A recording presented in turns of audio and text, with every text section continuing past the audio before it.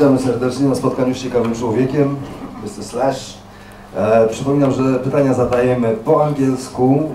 Proszę się przedstawić z imienia i nazwiska oraz medium, jakie się reprezentuje. Przypominam, że nie robimy zdjęć i nie pytamy o to, o czym mówiła Asia.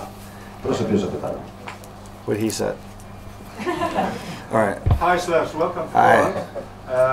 Should we consider Velvet Revolver Do I need this? as a closed chapter, or is it still a parallel project happening along with your current project?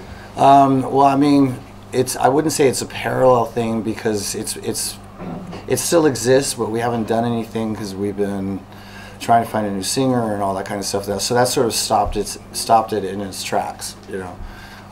So until we find somebody who's suitable to be the front man for that band, it's just sort of dormant. Prosimy, kolejne pytanie. Hi, my name is Bartek. I'm from Polish Radio Katowice. Welcome to Katowice, first of all. Thank you. I know you're here since yesterday. You came in the morning. That means you had one day off. What do you usually do when you have a day off on tour? And what did you do yesterday? What did you do today? I usually sit in my room and play my guitar and record and stuff like that. And yet last night was the first time I've left the hotel since the store started. But I went to dinner close to the hotel at a really cool little traditional Polish restaurant. What did you have? Do you remember what it was called? You have it on your phone. Like pierogies and schnitzel and some ribs, and you know those little pastas, round pasta. Pierogi? Yeah, there you go. What is this place called? Called Chadazi Zalapia.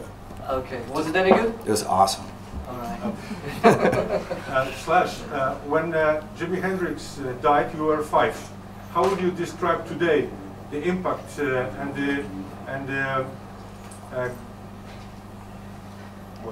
endless importance of Jimi Hendrix achievements? That's a pretty broad question. Anyway, I mean, well, it's just so happens I was thinking about him.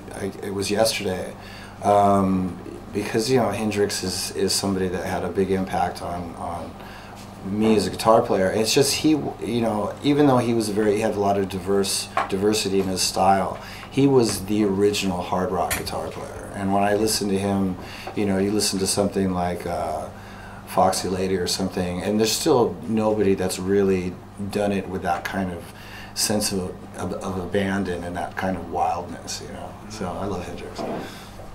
Slash, there are rumors that Scott is coming back to Velvet Revolver. No, that's a Scott thing. But if not Scott, would you consider Miles? Import him from your solo project and allow the bridge to develop?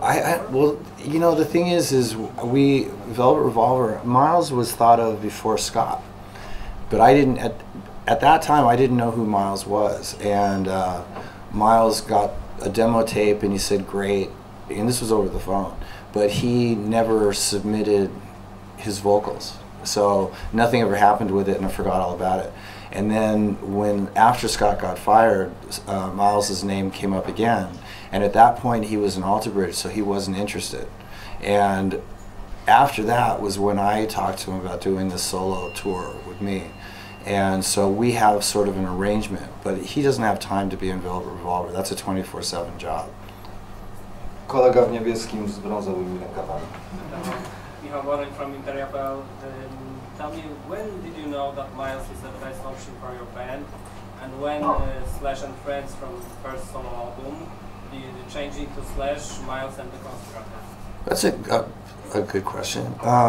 Well, when I did the solo record with all the different singers, at that point I still had never met Miles and didn't even know what he sang like. Matt Sorum was the one that mentioned him back in 2002 when Velvet Revolver was first starting, and so I wasn't familiar with him at all. But after I made pretty much the whole record, I still had 2 songs that were left over that I needed somebody to sing, and I couldn't think of any, you know, big name singers that seemed appropriate for these 2 songs. And at that time, I just heard that Zeppelin had flown out Miles Kennedy to go see if maybe he would do the Zeppelin tour. And I read that and I was like, well, this guy's got to be pretty good. So I I called him up and I told him that I was making this record with these different singers and would he be interested in trying on singing on a track. So he said yeah, and I sent him some music and he sent it back a week later and it's a song called Starlight. So I heard Starlight and I was just like, this guy's fucking awesome, right?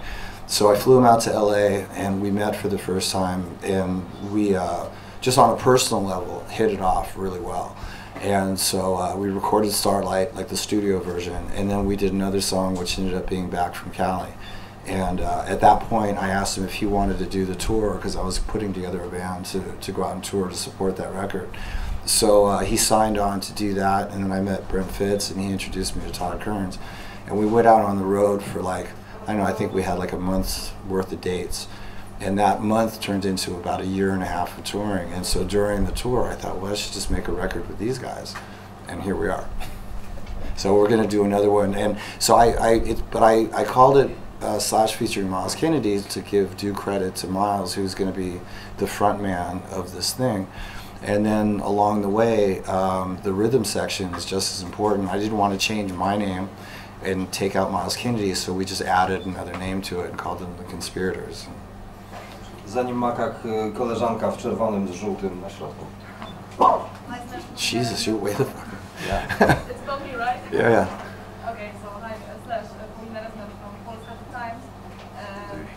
As long as we can hear in anesthesia, you are a classical music lover and fan.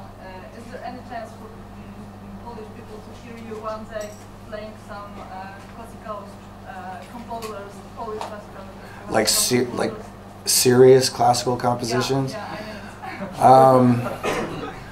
I don't know. I mean, I have a lot of sort of classical influence, or at least classical music that just turned me on ever since I was a kid. But I think to sit down and focus solely on classical music, I have too short an attention span. And, you know, and I'm a rock person, so I have to have that sort of aggressive attack. So I like just sort of put it where I feel it, just naturally. I don't like to like focus on trying to be that. Makak. Makak, Rebel TV, Oh, we on just- radio. yeah. It's me again, sorry. Could you be so kind of tell me anything about your first guitar, when you started playing guitar and how it happened? Who was your hero? Well, my first guitar was an acoustic guitar, and it had one string on it. And so I learned a lot of songs on that one string, and I learned how to play, obviously, Smoke on the Water, right? I learned how to play Dazed and Confused, anything you could do on one string. So I'd say Ritchie Blackmore, Jimmy Page, Hendrix. I mean, there was a handful of guitar players that when I first started that I focused on. Eric Clapton, Keith Richards, Joe Perry and Brad Whitford from Aerosmith. Those were all like really, and Brian May, you know. And when you changed it for a 6-string guitar? Well, I learned how to put the other 5 strings on it. Not too long after that. I think I played on the one string for probably a few months, and then someone taught me how to put the other strings on. Yeah. This guy right here, because he's with the No dobra, sweater. w szarym kolega. Tak. Hi, Slash. Hey, My name is you gotta speak up though, because you're. Louder. Piotr Kulewicz from Newsweek Poland. Hi. Okay, when I listened to your last record, I realized that it sounds as you and Miles played together for many years. How do you perceive the way you sound now?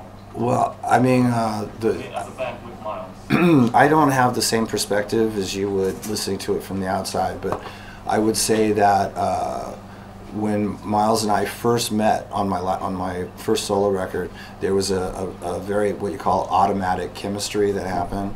So we just sort of work well together and very easily together and feel comfortable with each other. So I think that's sort of accounts for why it sounds cohesive, you know. And I'm looking forward to doing the next record because, you know, the first one, that's the first time that we've done a whole album of original material, so I think we're only scratching the surface of what we can do in the future. Łukasz, ostatnie pytanie, więc proszę ostatnie pytanie. Slash, your nickname, frankly speaking, means that you've been always around. Wait, I can't hear you. What? Okay, your nickname, Yeah. stage nickname means that that you've been always on the run, 5 minutes ahead of the rest of the guys, thinking about new things. So my question is, until this tour will be finished, what's next? After this tour, well, I'm working on material for the next record, and I've got a horror movie that I produced that's actually finished, that's coming out next year, so I'm going to have to probably get behind that. But mostly, you know, promoting that and working on material for the next Conspirators record, which will come out next year. Bardzo serdecznie dziękujemy, chyba że... Można? Can I? Yeah. Oh, I don't. Are we done? One more, Okay. please. I'd like to ask you about blues. Do you consider blues as a good starting point for rock guitar players? Well, you know, it really depends on whoever. It really depends on the individual. You know, it's like if that's what turns them on, then yes. You know, if like it shouldn't be like, well, you need to learn this. It should be learning what you hear that appeals to you. You know, so if it's blues, then it's blues. If it's Chuck Berry type rock and roll guitar, then, you know, it could be anything that really excites you. I asked about it because you cooperated with Beth Hart, who is on the cover here, and she's coming here next week. Yeah, she's great. All right, we're done. Ciao. Dziękujemy bardzo. Przypominamy o sprawnym opuszczaniu pomieszczenia i sprawnym odjęciu. Thank you. All right. Have a great time tonight. Thank you.